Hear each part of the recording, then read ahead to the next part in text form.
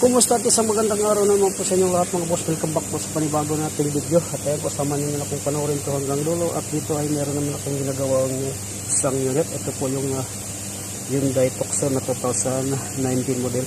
Ang gagawin ko dito ay magpapalit ako ng fuel filter. Then po ito yung bago na ikakabit ko. At yung luma ay kakalasin ko pa. Dito yan. So pero bago natin access to ay pinakailangan natin alisin muna yung upuan dito sa ilalim ng upuan to. So ayan, at ito ay video service to, kasama sa video service na papalitan tong fuel filter. San po at ito yung kanyang socket connector dito. At dito yan may module na kasi. Then ito naman sa kanyang fuel pressure. Ayan, sensor. Then ito yung kanyang hose ay natanggal ko na. So ayan, then yung